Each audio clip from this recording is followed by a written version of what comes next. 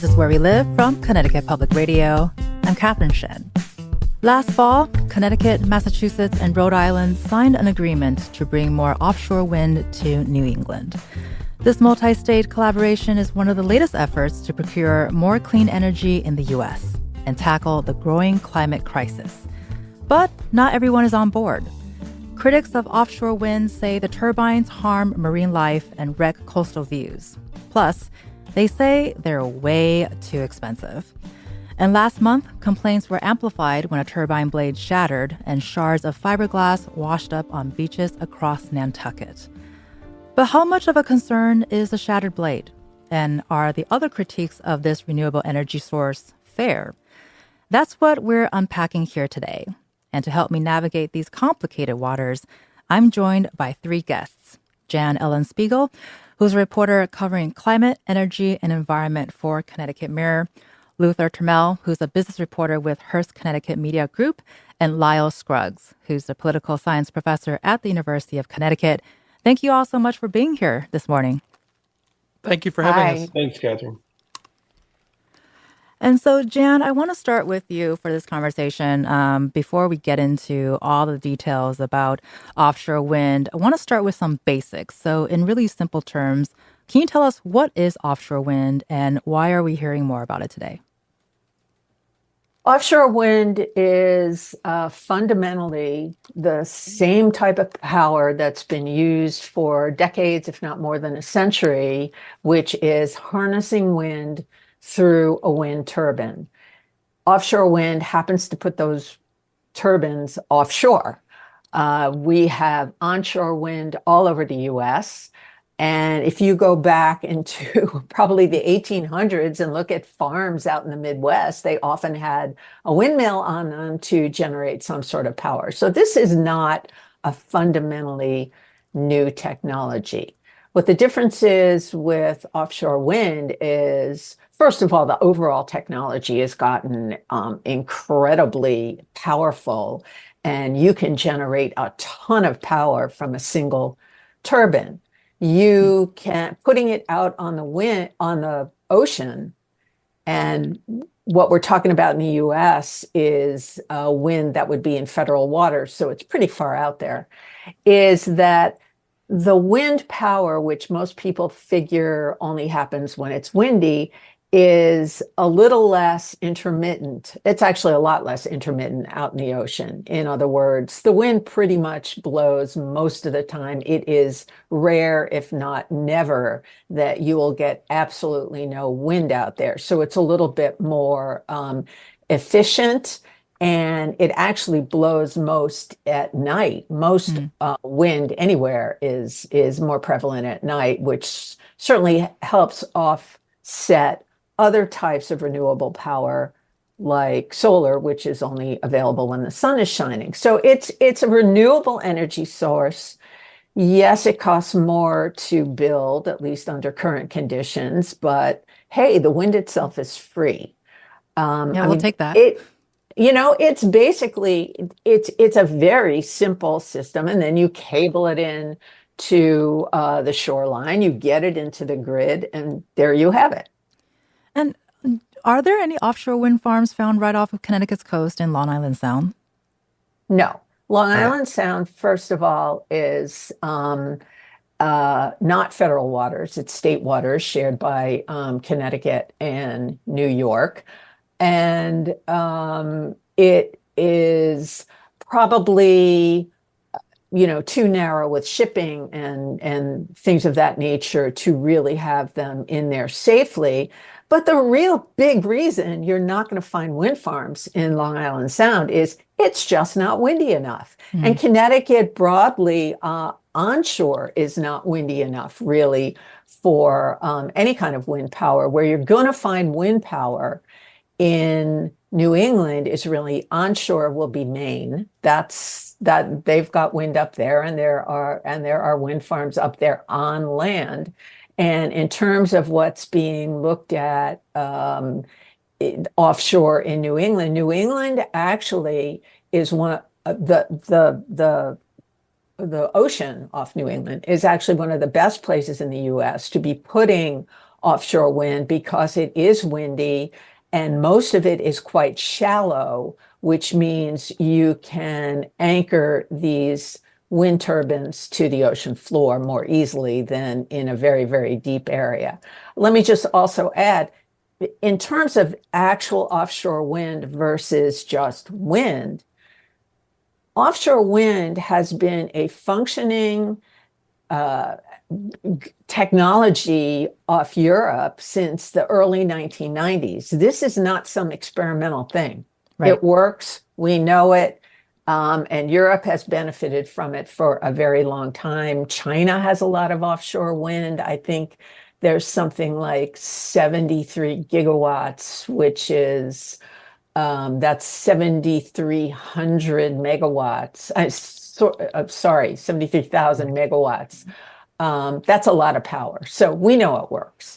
And Luther, I want to follow with you with what Jan has just shared, some of the locations of these offshore wind farms. Can you talk about, are any visible to the naked eye here in Connecticut? Where else in this region are we seeing that? Well, to the best of my knowledge, I don't think there are any that are visible unless, as Lyle mentioned in his trip to Martha's Vineyard, I think you can see them from there, as he had mentioned in our discussions before we went on the air. But for the most part, no. I mean, if you're on the beach, let's say off Cape Cod, I don't think it's possible if you're in Barnstable or any of the outer Cape to see that. So the worries about that it's going to ruin the view are sort of red herrings, if you will. Going back to what you had mentioned about existing wind farms, there is one wind farm off of Block Island. Now, that's in state waters, so it's not in federal waters, but it's been operating for, I think, 5 or 6 years now. The one that's being developed by the joint venture that Avangrid is part of is going to be much larger. It's going to be producing what they call utility grade or utility sized electricity, which all that means is that it's a lot of electricity that's going to be produced from that location.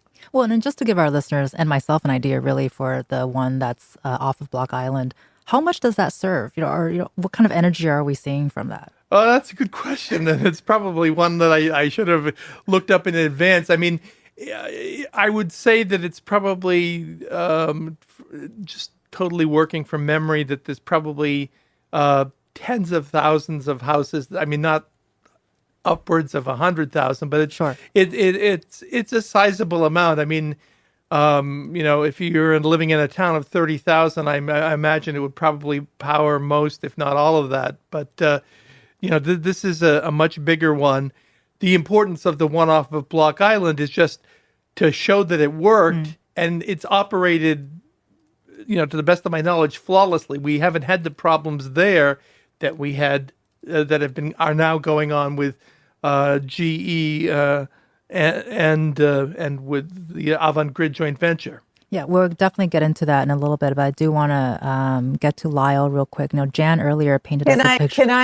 I'm going to interrupt. The Block Island wind farm's about 30 megawatts, which, by comparison, if you're looking at a big grid scale nuclear plant like Millstone, that is 2,100 megawatts. So this is really just for Block Island. So there you have it. Got it. No, thank you so much for that, Jan. And Lyle, Jan earlier gave us a sort of a picture of what wind turbines look like internationally in certain spots like China, for example. So when it comes to the United States nationally, Lyle, what does offshore wind look like overall compared to other countries? Yeah, well, so the U.S. really doesn't have any commercial scale wind except for the 5 turbines on Block Island. So in that respect, we're kind of far behind. I was looking up a few things just before the show, and if you go back 10 years, Europe had about 7 gigawatts of offshore wind. And right now, in terms of what's operational, in terms of what's operational in the U.S. now, that's about 0. The projects that are coming online that are planned to come, either to start up this year or to start up over the next few years will give us I think it's about 3.5 gigawatts. And that sort of multiplies out to if the Block Island is 30 megawatts, that's about 20,000 homes. You could just multiply the amounts out for that. The countries in Europe that have the most dependence on wind, I don't have a breakdown for how much they depend on offshore wind, but Sure. Ireland and Denmark are the two countries that have the most offshore wind reliance. About half of Danish power comes from wind, both on and offshore, and about a third of, I say power, electricity, and I think about a third of Irish electricity is produced by on and offshore wind. And Jan, So this is a pretty mature technology right. in other places, just not in the United States. Sure. And as Jan mentioned earlier, this is not literally a new technology. It has been around for a while. It just looks a little differently today too. And so Jan, I do want to touch on this too. We've been talking about onshore and offshore wind. Can we get some definitions about, or just an idea of, what are some of the big differences between offshore and onshore wind energy? Pretty much what I said before, which is that offshore wind is a little bit steadier than onshore wind. Onshore wind, you can have completely calm days where there's nothing. Right. You'd be hard pressed to find a completely calm day out on the ocean. It's the difference between intermittent power, again, which would be something like solar, where you don't get anything when there's no sun. You don't get any wind power when there's no wind, and variable. And then you would, variable is sometimes it's stronger, sometimes it's weaker out on the ocean. But it almost always is blowing. You get more at night, you get more in the winter, and it makes it through storms. I mean, most of the offshore wind in Europe is in the North Sea, which is pretty stormy. So there's Right. that. And If I could jump in, Yeah, go Chloe, for it. on that, I think a couple of things about the technology of offshore wind versus onshore is the problem you run into onshore. Obviously, you essentially put a large pole Right. in the ground and put a turbine on top of it, right? In the ocean, you at least what's in the United States so far, you do basically the same thing. You just put that pole or the piling in the bottom of the ocean, right? And so you essentially have a post that goes just out of the ocean and then high into the air and with a turbine. There is a technology of floating turbines, which is what they would have to use, say, out on the West Coast, or maybe in the upper parts of Maine, and that has to do with just the depth of the water in those places is so great that it's not practical to drive a piling into the ocean that deep. So they essentially sort of chain a floating buoy kind of issue. This is the floating technology is a little more a little less developed, a little less mature. But that's an alternative way to put wind. There's one other thing that's not really been mentioned so far about the advantage, at least some technical advantages of wind offshore, and that's the size. The ability to build really long bladed turbines is really important for wind generation per turbine, because the physics is the size of the blade is the cube rule, right? So you sort of, if you add a foot, if you go from 2 to 3 feet in terms of the length of your turbine, you're going from 2 cubed energy production to 3 cubed. And so if you do a little bit of that math and think that these are 100-foot long or hundreds of foot long potentially blades, right? Being able to put big turbines out in the ocean, which is not so practical to do on land, gives you a lot more intensity and perhaps efficiency per pound of steel, so to speak. Right. And with that kind of technology too, Luther, you mentioned a little bit earlier, there was a mishap that happened with the blade fairly recently from a wind turbine off the coast of Massachusetts. So can you tell us what happened there and how did it impact folks here in Connecticut? Well, I think the blade, based on the research I did beforehand,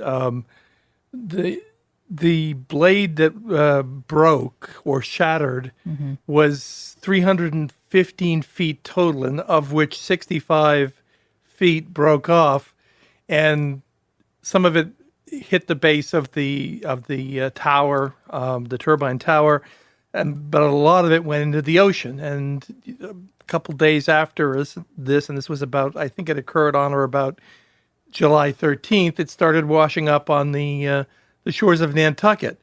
So there were for a while, for the past couple of weeks, it's only recently within the past couple of days that they've actually taken what was left on the turbine tower, the piece that was left on the turbine tower, and taken it down so more won't fall. But it was washing up on the shore, and as you can imagine, it's the middle of summer. It's a big tourist season for the people of Nantucket, and even if you're just a private homeowner with beachfront, it's not really pleasant to be walking on the beach and have to be worrying about whether your feet are going to step on shards of fiberglass, which is what these turbines are made out of. I mean, for the most part, they're pretty big chunks. But it's still, again, it's not the kind of thing that you want to see washing up on your beaches. It just isn't. Right. And Lyle, earlier you gave us an idea of how massive these structures are and the materials that goes into it. So with what Luther just shared with us, what was your initial reaction when you found out what happened, Lyle?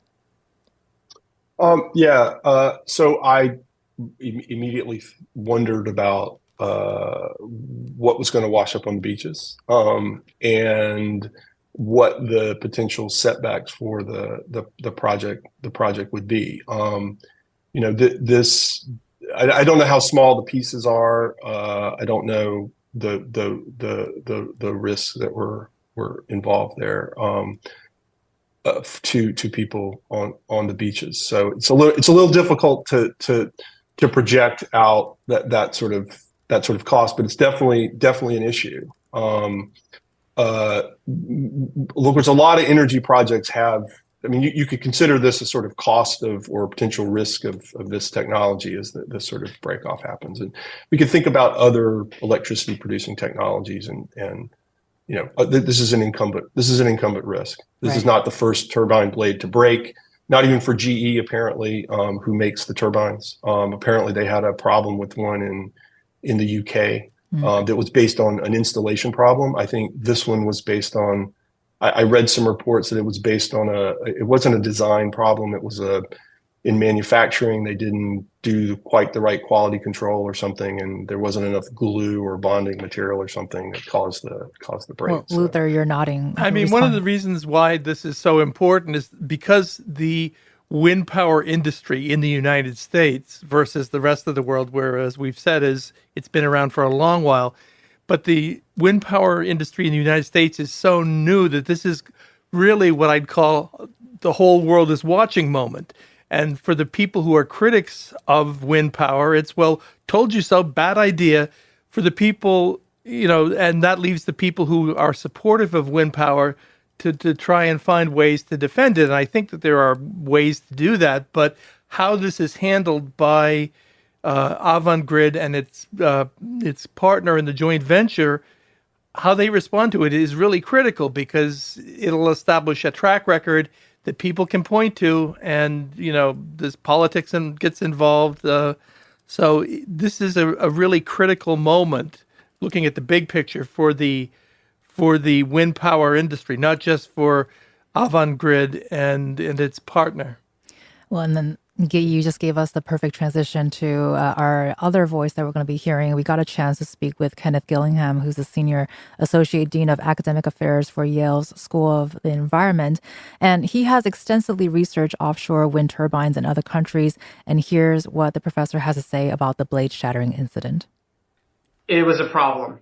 There was a mistake made in the manufacturing of that particular blade at Vineyard Wind. They need to check and make sure that the same defect is not prevalent throughout all of the wind turbines. But it's pretty rare. Looking at the hundreds and hundreds of wind turbines that have been put up around the world, and in particular in the North Sea, It has happened, but it's entirely a solvable problem. Really quickly here, Lyle, would love to get your reactions to what the professor has to say about this. Sure, I think it's exactly right.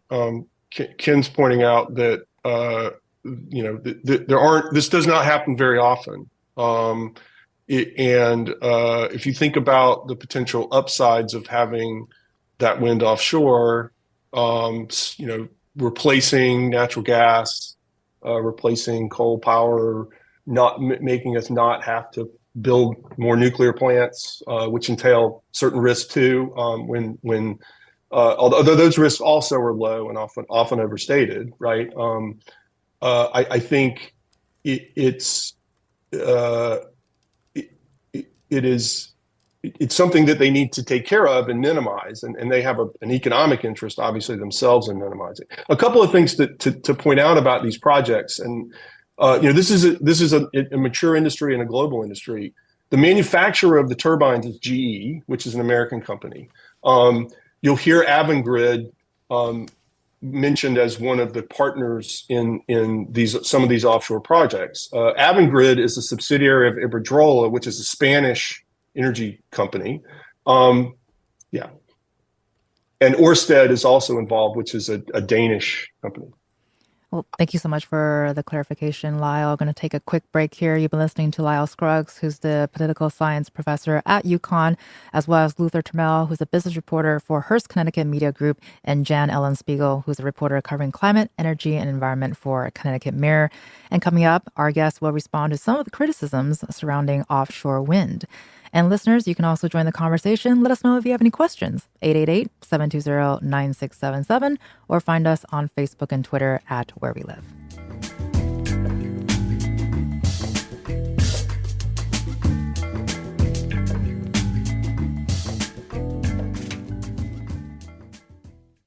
This is Where We Live from Connecticut Public Radio. I'm Catherine Shen. Offshore wind farms may look like something right out of a sci-fi movie, but they're a very real source of renewable energy in the United States and beyond. Offshore wind isn't supported across the board, though, and to help us understand why that is, I'm joined by Luther Turmelle, who's the business reporter for Hearst Connecticut Media Group, Jan Ellen Spiegel, who's a reporter covering climate, energy, and environment for Connecticut Mirror, and Lyle Scruggs, who's a political science professor at UConn. So I want to jump straight back to the conversation. Luther, can you give us an idea of some of the reasons why some people might be resistant to offshore wind? We mentioned that views are some of the issues. What else is there? Well, to some extent, you've also got naturalists and the fishing community that are concerned about problems that these turbines might create. For the naturalist community, there's the whole thing about bird strikes and birds, flying into one of these turbines and being killed. By the way, the same problem is true in land. It's just it's a problem no matter how you look at it, whether it's substantial enough to say, that's not for me to say. But and for the fisheries, it's an issue of when you put these towers into the seabed, you're creating issues in terms of disturbing the environment that the fish are in. And so you've got a situation where before these things are sited, there's a whole big discussion with the fishing community, particularly if the companies that are installing these things are smart, of how to mitigate or minimize the potential side effects that would be caused. And there's also, everybody wants a silver bullet when it comes to energy solutions. And the fact is, in all the years that I've covered energy issues and utilities, you need to use an all-of-the-above approach. You need nuclear, whether people like it or not. You need wind power. You need natural gas. The trick is to balance these and to balance the interest that everybody has. And so the concern that I think people have is that, well, it's only when it's windy that it produces electricity. Well, as Jan has already pointed out, it's windy a lot of the time where these things are sited at this point. So that's, less of a worry. But, quite frankly, since you're not just relying on one approach, you can structure it in such a way, particularly if you use battery power to store some of this energy that's produced offshore, to fill in the blanks where there isn't, like when it's dark at night, you're not going to get solar power. So you could have to balance it all out. And I think a lot of people try and just focus on it's not windy all the time. Well, that's not entirely true. So. Right. We got a question or / comment from David, who's commenting from Stores. And David says, there's a lot of broken fiberglass around the ocean. All the boats have outlived their usefulness. What can we do about it? Luther, do you have a question or an answer for that? Environmental impact not being my specialty, I think I'd probably punt that to Jan because I think she would have a better idea. I mean, I'm sure that if you apply the brain power that exists around the world for cleaning up environmental messes of all kinds, it probably could be tackled. The question is, how much do you want to spend? And that's always, unfortunately, what you have to take into account. Right. Jan, in relations to environment, based on your reporting with the broken fiberglass from the shards from the blade, what can we do about it when you're seeing it washing up from the beach? Well, I mean, I'm going to take it from a bigger perspective here, Sure. which is there's a lot of stuff in the ocean that, we're dealing with. And I can't say whether fiberglass from boats and other sorts of marine objects are causing problems out there. We know there's a ton of plastic. We know people dump garbage. We know when there's, offshore oil that it leaks and stuff like that. I'm going to profess to not be an expert on how you clean all that up, but we've been putting a lot of junk in the ocean for centuries here. So Right. I'm not sure if fiberglass is, the biggest concern right now. There may be other things, but I would like to address the issue of fishing interests because I think that's worth looking at from a climate perspective. And the whole issue of offshore wind is worth looking at from a climate perspective. I mean, first of all, one of the things that other publications have done is a great deal of research as to who's funding who's funding the fishing interests, and it turns out to be fossil fuel interests based out of Texas. New York Times did work on that. I believe ProPublica did work on that. So to some degree, understand where that's coming from. But from the absolute climate perspective, look, offshore wind as a renewable source, the same way solar is a renewable source, the same way to some degree nuclear can be considered a renewable source, is a way to limit the carbon pollution that is causing temperatures to warm, seas to warm, and fishing interests to not be able to fish. And, you can argue on one hand, and, certainly this is argued constantly, that these turbines may be hurting the ocean ecology. There's concern about, seismic and other types of testing. On the other hand, if you don't do something about climate change, all that fish you're trying to catch and trying to preserve is not going to get caught or preserved. It's going to move elsewhere. We have seen that absolutely happen in the case of something like lobster in New England, where the waters just got too warm. They're all hanging out in Maine, off the coast of Maine right now. So, you got to, I think where climate folks will look at this is the balance of whether you're solving the core problem or just dealing with the symptoms. And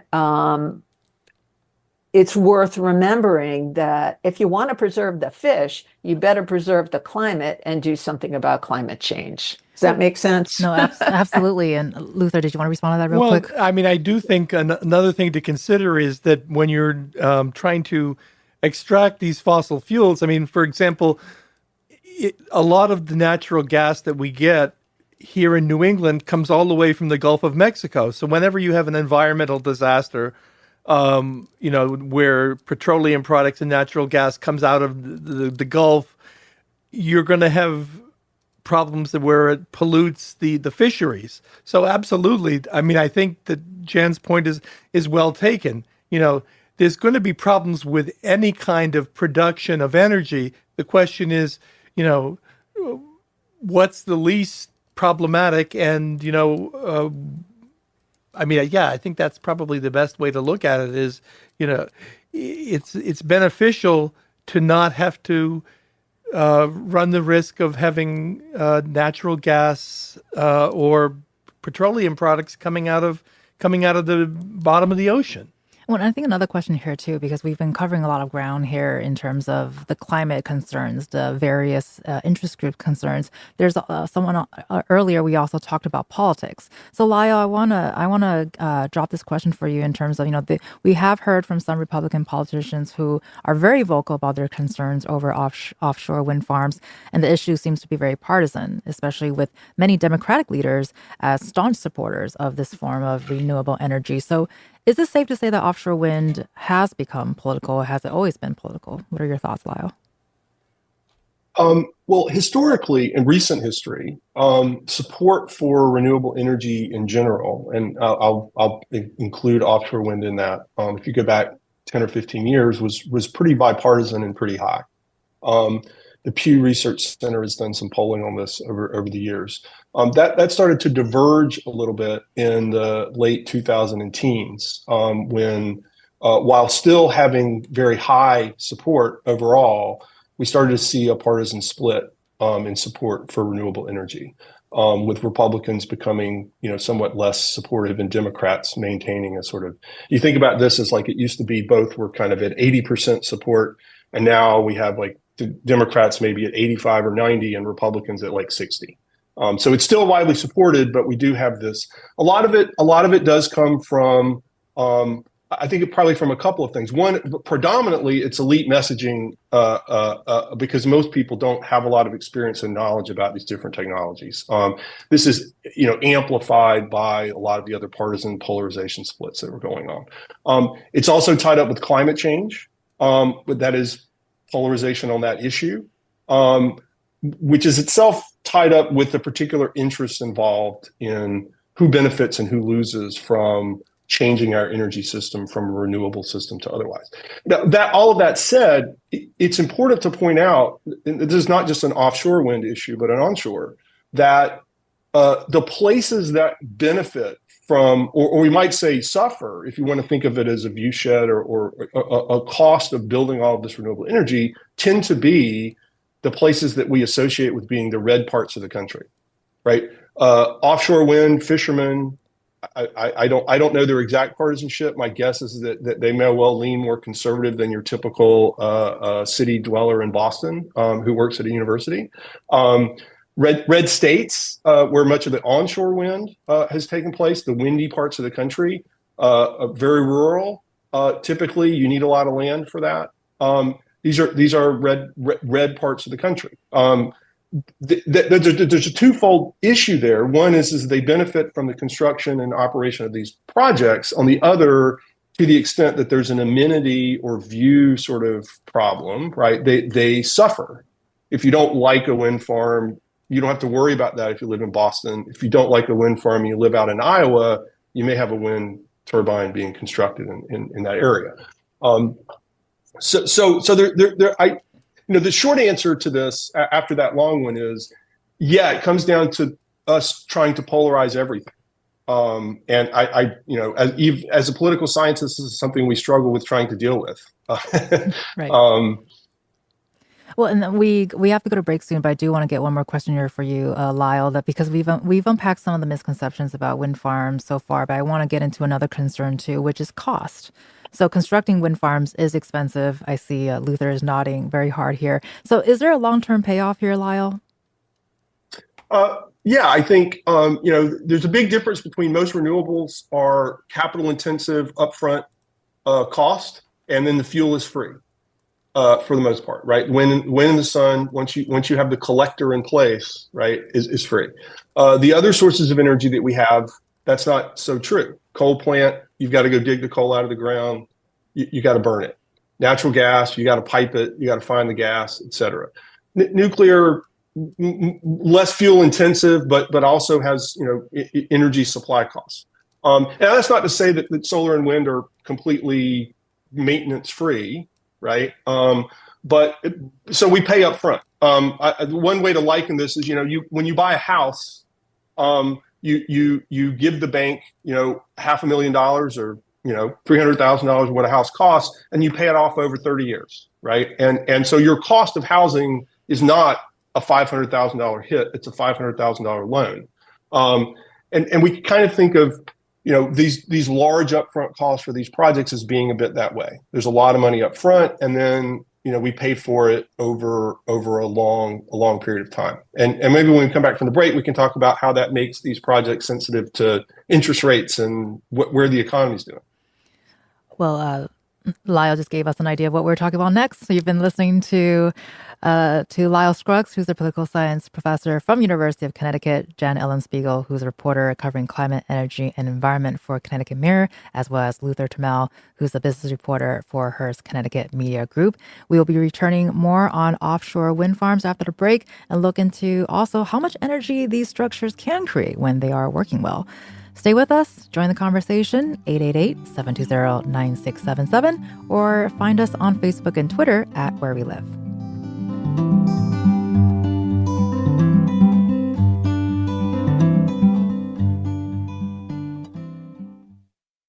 This is Where We Live from Connecticut Public Radio. I'm Catherine Shin. This hour, we've been talking about how offshore wind farms have become an increasingly political issue in this country. But now we're going to dive into what we stand to gain when it comes to offshore wind. And I want to jump straight to Jan because we did finish the last segment on a political note. Can you talk about what impact the upcoming presidential election might have on offshore wind?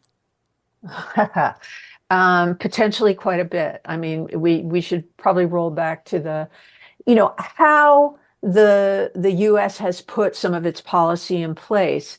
We, as Lyle pointed out a while ago, I mean, we have had nothing in terms of offshore wind while Europe is, screamed ahead on this for 25, 30 years.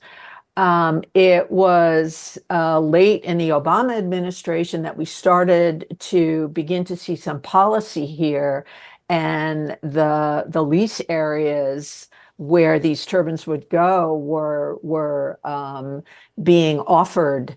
And what we also saw happen is the bridge over into the Trump administration. And, frankly, it was widely recognized a couple of things. Donald Trump hated offshore wind because there was an offshore wind farm built outside his offshore of his golf course in Scotland, which he fought in court for years and lost. And used to claim that offshore wind caused cancer, which is, patently untrue. And his administration basically slow walked for 4 years all the approvals on the various regulations that were needed to get these leased areas up and running. When the Biden administration came in, they jump-started that big time, and also put in place a goal of 30 gigawatts of offshore wind by 2030. Now, the odds of us making it there are not great. Part of the reason is there was a big interruption in everything during the heart of the pandemic. And, just a lot of stuff didn't happen in that time period. So things got slowed down.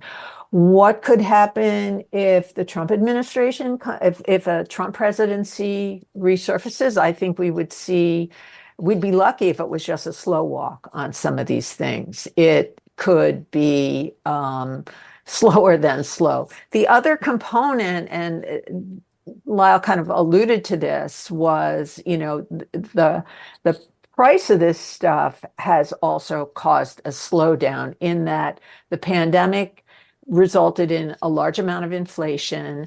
Some of the contracts that had been put in place for some of these wind farms were no longer cost effective. And that's what we've seen play out for the past year and a half, almost 2 years, while some of the plans that had been put in place, the companies have backed off them and felt they had to renegotiate their contracts. Otherwise, they were going to lose money on it. And that's the place we find ourselves in now. Projects that were in place and going through approval processes, the companies backed out. And actually right now, we're in the middle of the rebids on a lot of that. And we should know in another month or so who's getting what. But for Connecticut in particular, the offshore wind we had bought into based on what our legislature said we could buy into, we ended up back at square one. And we will find out again in a month or so whether we can get some of this stuff going again. It's a complex process, unfortunately. No, absolutely. And then talking about more or potential promising options, we're going to hear again from Kenneth Gillingham, who's the Senior Associate Dean of Academic Affairs for Yale School of the Environment, who actually echoed a lot of the points that you're making here, Jan. And here's what he had told us. Connecticut doesn't have a lot of renewable resources. We don't have the most sunlight. We're not Arizona. We don't have that much onshore wind. We do have a nuclear power plant, Millstone, but that has its own controversy. And so when you think about how to power Connecticut with renewable energy in the long run, you're left with offshore wind as one of the most promising options remaining. Lyle, any reactions to Ken's point here? Are there not many alternatives? Yeah, he's right. It's a small state. We don't have those resources. Those are resources that you can't dig out of the ground. Of course, we also don't have a lot of natural gas and a lot of coal and oil in Connecticut. Right. There is a prospect, I suppose, of getting some hydropower from Canada. That entails its own controversy. You could have another show on this, but the difficulty there is getting a transmission line all the way down through Maine and New Hampshire or someplace like that to pipe the power to us. Offshore wind is our best bet. And it's important to recognize that the ultimate goal, and this is a long run, not in the next 20 years or 30 years, but 40 or 50, is we're not going to use gas anymore. We're not going to use oil. We're going to put all the gasoline cars onto the grid, essentially. We're going to put everyone's heating system, which is oil and gas right now, onto the grid. The alternative is to continue global warming, right? And so that's the fundamental physics, between climate change and potential energy sources that we have to deal with. Luther's point about an all-in strategy, that doesn't have to all be solar and wind. It can be nuclear. We can do some storage there, but the storage still has to the energy has to be generated from somewhere. Well, and Luther I wanted to ask Luther a quick question here, looking into the future as what Lyle has just been talking about. Can you also help us understand a bit more about the Department of Energy's Power Up New England initiative? Because Connecticut, Massachusetts, and Rhode Island are working together to establish more offshore wind. Well, I mean, a lot of this requires, as Lyle mentioned, there a robust network of transmission lines to bring power from where it's being produced. If it's being produced on wind farms in Maine, it's got to come down to where the load centers are. And that's the important thing to keep in mind, is that the load centers, where the most electricity is used, are Boston, Worcester, Providence, Hartford, Bridgeport. So a lot of the places where it's coming from are places very rural. I'm from New Hampshire originally. The plan that Eversource had was to bring power from Hydro-Quebec via the Northern Pass project. People in New Hampshire didn't want that because basically they didn't feel that there was enough benefit for them, including driving the prices down. So,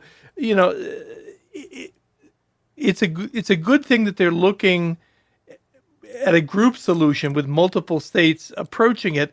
But I mean, the real question is where the rubber meets the road. You have to get people to buy into the idea that it's got to come from someplace, and everybody's got to give a little bit in order, whether it's transmission lines or what have you, in order to make this work. And Connecticut is Exhibit A over the history that I've been in Connecticut of what happens when you try and, all for one and one for all kind of thing. Jan, quick reaction for you. Jan, are you there? Jan might not be there, but we will move. No, I'm here. I'm here. Sorry about that. No worries. Quick response. Just remember, first of all, in the power in New England, we got a big 389 million to do on that. All those states need to come up with 500 million on their own. So ratepayers are going to have to pay that cost, which gets to the issue. You got to pay somewhere.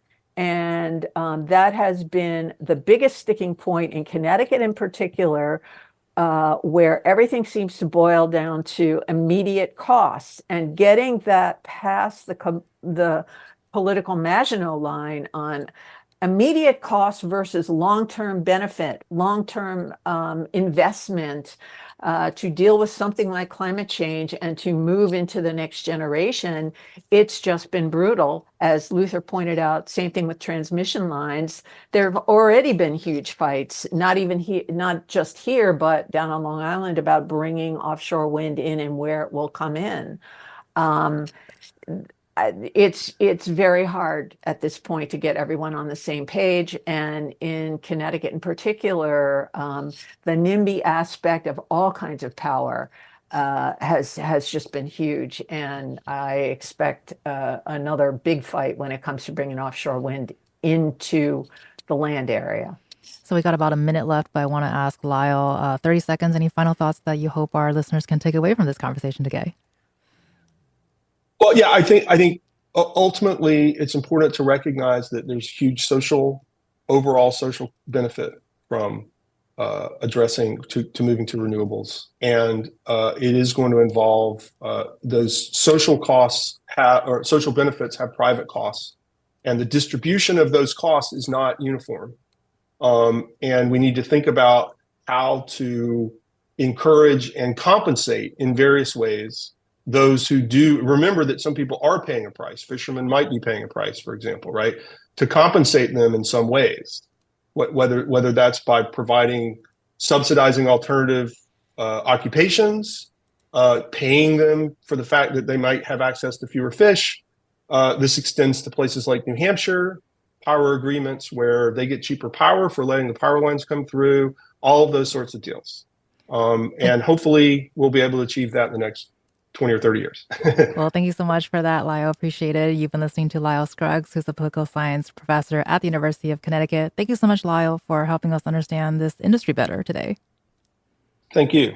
Thank you. You're also listening to Jan Ellen Spiegel, who's a reporter covering climate, energy, and environment for Connecticut Mirror. Thank you so much, Jan, for being on the show today. Happy to help. And also, you've been listening to Luther Turmelle, who's a business reporter for Hearst Connecticut Media Group. Thank you for sharing your storytelling with us as well. Thanks for having me. I'm Catherine Shen. Today's show is produced by Tess Terrible and Chloe Wynn. Our technical producer is Jean Amatrida. Download Where We Live anytime on your favorite podcast app. And thank you so much for listening.